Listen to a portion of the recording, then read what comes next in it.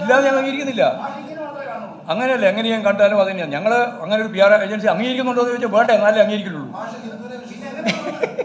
നിങ്ങൾ എന്തൊരു ചോദ്യം നിങ്ങൾ ചോദിക്കും. ഞാൻ പറയുന്നത് കേൾക്ക് ഞാൻ പറയുന്നത് നിങ്ങൾ കുറേ പറഞ്ഞല്ലോ. അതായത് PR ഏജൻസി ഉണ്ടോ ഇല്ലയോ എന്ന് പറയേണ്ടത് ആരാ?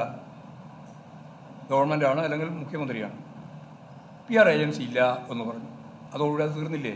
പിന്നെ നിങ്ങൾ പിന്നെ അതിൻ്റെ മേലെ വീണ്ടും പോയി ആവശ്യമില്ലാതെ പ്രചരണം നടത്തിക്കൊണ്ടിരിക്കേണ്ട വല്ല കാര്യമുണ്ടോ?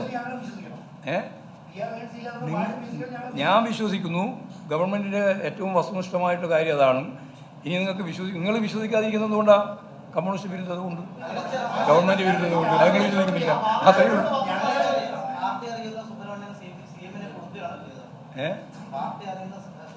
ഈ സൂത്രല്ലേ എത്ര കൊല്ലായിട്ട് കണ്ടുകൊണ്ടിരിക്കുന്നവരാ ഞങ്ങൾ. ഇമാതിരി ചോദ്യവും ഈ ചോദ്യത്തിന്റെ കുരുക്കുമെല്ലാം എത്ര കൊല്ലായിട്ട് കണ്ടുകൊണ്ടിരിക്കുന്നയാ. ഡയറക്റ്റ് ആയിട്ട് അറിയില്ല, വേണം അന്വേഷിക്കാം, നോക്കാം. നമുക്ക് തിരക്കില്ല, അതിന് ഒരു ജാഗ്രത ഉണ്ടാവും. നിങ്ങൾക്ക് ജാഗ്രത ഉണ്ടെങ്കിൽ നിങ്ങളുടെ പത്രപ്രവർത്തനത്തിന്റെ മിടുക്ക് കൊണ്ട് അത് കണ്ടുപിടിച്ചോ. ആര് ഹിന്ദു മാന്യമായ പത്രമാണെന്ന് പറഞ്ഞത് നിങ്ങളെപ്പോലെ അല്ല എന്ന് പറയാൻ ആപേക്ഷികമായിട്ട് ഞാൻ പറഞ്ഞത്. നിങ്ങളാണെങ്കിൽ ഖേദം പ്രകടിപ്പിക്കുന്ന പ്രശ്നേ ഇല്ല. എന്ത് കളവ് പറഞ്ഞാലും ആ കളവ് ഞങ്ങൾക്ക് പറ്റിയ ഒരു പെശകായി പോയി എന്ന് പറയുന്ന അത്യപൂർവം ചില മാധ്യമവും കേരളത്തിലുണ്ടായിട്ടുണ്ടെന്നല്ലാണ്ട് നിങ്ങൾ ഉൾപ്പെടെയുള്ള ഒരു മാധ്യമവും അതൊന്നും ഒരു തരത്തിലും അംഗീകരിക്കുന്നതല്ല. എന്ത് കളവ് അവതരിപ്പിച്ചാലും ആ കളവ് അവതരിപ്പിക്കുന്നതിന് മേലെ ഞങ്ങൾ പിടിച്ച മുയലിന് 2 കൊമ്പുണ്ട് എന്ന് പറയുന്നിടത്ത് തന്നെ നിൽക്കുന്നവരാണ് ഇവിടുത്തെ കേരളത്തിലെ പത്രപ്രവർത്തനത്തിൻ്റെ രീതി. അതിൽ നിന്ന് തികച്ചും വ്യത്യസ്തമായ നിലപാടാണ് ഹിന്ദു പത്രം സ്വീകരിച്ചത്. ഇനി നമുക്ക് മതിയാക്കാം, ആ ഹിന്ദു പത്രത്തിന് വിട്ടുകളാം, വേറെ ഒന്നും വരാണ്ട് ചോദിക്കും. അൻവറിന് ചോദിക്കാൻ അൻവറല്ല ഈ അധ്യായത്തിനെ മാറി വെറുതെ അധ്യായം അൻവർ പറഞ്ഞുകൊണ്ടിരിക്കുന്നത്. അതൊന്നും ഞങ്ങൾക്ക് ഒരു പ്രശ്നമുള്ള കാര്യമല്ല. നയ നേതാവിൻ്റെ പിന്തുണ ഉണ്ടായാലും നടക്കില്ല. ഒരു നേതാവിൻ്റെയും പിന്തുണയില്ല, ഒരു അനുഭാവിൻ്റെയും പിന്തുണയില്ലാത്ത അവസ്ഥയിലേക്കാണ് അൻവർ ഇപ്പോൾ എത്തിക്കൊണ്ടിരിക്കുന്നത്. UDF-ന്റെ പിന്തുണ ഇനി ഞാൻ പറയുന്നത് നിങ്ങൾ കേൾക്ക്. അൻവറിന് പിന്തുണ ആരതാ? UDF-ന്റെ പിന്തുണയുണ്ട്, ജമാഅത്ത് ഇസ്ലാമിൻ്റെ പിന്തുണയുണ്ട്, SDPI-യുടെ പിന്തുണയുണ്ട്. ഇനിയിപ്പോൾ വേറെ ഏതെങ്കിലും വർഗീയ ശക്തികളുണ്ടെങ്കിൽ അതിൻ്റെ എല്ലാം പിന്തുണയുണ്ടെന്ന് കണ്ടാൽ മതി. ഞങ്ങളുമായിട്ട് ബന്ധപ്പെട്ട് ഒരു പിന്തുണയും അതിനില്ല. ഒരു കണ്ണൂരിലെ ശക്തനുമില്ല. അതെല്ലാം കളവാണ്, എല്ലാം കളവാണ്. അൻവറിനൊന്നും കോട്ട് ചെയ്യാൻ തന്നെ പറ്റില്ല.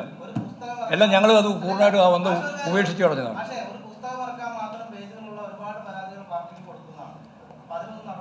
പാർട്ടിക്ക് ഒറ്റ പരാതി തന്നില്ല ഇതുവരെ. ആദ്യമായിട്ട് ഒരു പരാതി തന്നതിന് അത് അദ്ദേഹം പരസ്യപ്പെടുത്തുകയും ചെയ്തു. പിന്നെ വായിച്ചോട്ടെ, നിങ്ങളെല്ലാം വായിക്കും. ഞങ്ങൾക്ക് വേറൊരു പരാതി ഇതുവരെ തന്നില്ല. പിന്നെ പുസ്തകം പ്രസിദ്ധീകരിക്കുന്നു.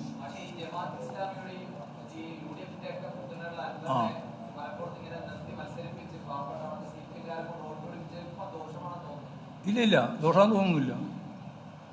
അൻവർ ഉൾപ്പെടെയുള്ള നിരവധി സ്വതന്ത്രന്മാരെ മലപ്പുറം ജില്ലയിലെ വിവിധ മണ്ഡലങ്ങളിൽ സ്ഥാനാർത്ഥിയാക്കുകയും തോൽക്കുകയും ജയിക്കുകയും ഒക്കെ ചെയ്തിട്ടുണ്ട്. ഈ പ്രക്രിയയിലൂടെയാണ് കമ്മ്യൂണിസ്റ്റ് പാർട്ടിക്ക് വേണ്ടത്ര സ്വാധീനമില്ലാതിരുന്ന മലപ്പുറം ജില്ലയിൽ ഏതാണ്ട് വളരെ ശക്തിയായിട്ട് മത്സരിക്കാനുള്ള സ്വാധീനത്തിലേക്ക് Communist Party of India Marxist ആ മലപ്പുറം ജില്ലയിൽ എത്തിയത്. അതുകൊണ്ട് ഇടതുപക്ഷ ജനാധിപത്യ മുന്നണിയുടെ ഇത്തരത്തിലുള്ള നിലപാടിനെ അടിസ്ഥാനപ്പെടുത്തിയിട്ട് എന്തോ പെശക് പറ്റിപ്പോയി എന്നുള്ളത് തിരിച്ചായിട്ടൊന്നും വേണ്ട. അതിൽ ചെറിയ ആൾ പോയിട്ടുണ്ട്, ചെറിയ ആൾ നിന്നിട്ടുണ്ട്, ഉറപ്പായി നിന്നിട്ടുണ്ട്. അതുകൊണ്ട് ഇയാൾ ഉള്ളത് കൊണ്ടുണ്ടായിരുന്ന എല്ലാ ആനുകൂല്യങ്ങളും ഇതോടുകൂടി അവസാനിച്ചൊന്നും ഞങ്ങൾ കാണുന്നില്ല. മലപ്പുറം ജില്ല എല്ലാവരുടെയും ജില്ലയാണ്. ഇതിപ്പം ആരെങ്കിലും ഒരു ജില്ലയൊന്നുമല്ല. മലപ്പുറം ജില്ല ഉണ്ടാക്കിയതിന് 1967 സഖാ VMS-ന്റെ ഗവൺമെൻറ് അല്ലേ. അന്ന് കോൺഗ്രസും ജനസംഘവും കൂടി ചേർന്നിട്ടാണ് സമരം നടത്തിയത് അതിനെതിരായിട്ട്. ജനസംഘവും അതുപോലെ തന്നെ കോൺഗ്രസും ഒപ്പം ചേർന്ന് അവിടെ സമരം നടത്തിയതാണ്. കേരളത്തിലൊരു പാകിസ്ഥാൻ വരാൻ പോകണം, കുട്ടി പാകിസ്ഥാൻ വരാൻ പോവുകയാണെന്നാണ് RSR എന്ന് പറഞ്ഞത്. അപ്പോൾ ജില്ലയിലെ അട്ടിപ്പാറൊന്നും ആരും അവകാശപ്പെടേണ്ട. ജില്ലാ സംവിധാനത്തിന് വേണ്ടി വളരെ ഫലപ്രദമായിട്ട് പ്രവർത്തിച്ചത് കമ്മ്യൂണിസ്റ്റ് പാർട്ടി ഓഫ് ഇന്ത്യ മാർക്സിസ്റ്റും അന്നത്തെ മുഖ്യമന്ത്രി സഖാ VMS-ഉം തന്നെയാണ്.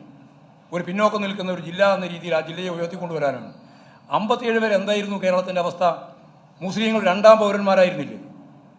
ഇതെല്ലാം പഠിക്കുന്നതല്ല, വളരെ ഗൗരവപൂർവ്വം തന്നെ ഞാൻ പറയുന്നത്. 57 പോലീസ് വെരിഫിക്കേഷൻ്റെ ഭാഗമായിട്ട് കമ്മ്യൂണിസ്റ്റുകാർ മാത്രമല്ല, മുസ്ലിം ആണെങ്കിൽ MSP-യിൽ സ്ഥാനം ഉണ്ടായിരുന്നില്ല, MSP-യിൽ എടുക്കുമായിരുന്നില്ല.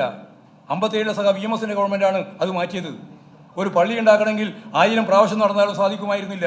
മറ്റെല്ലാ ആരാധനാലയങ്ങളെ പോലെ പള്ളി ഉണ്ടാക്കാൻ തീരുമാനിച്ച 57 സഖ VMSന്റെ ഗവൺമെൻറ്റാണ്.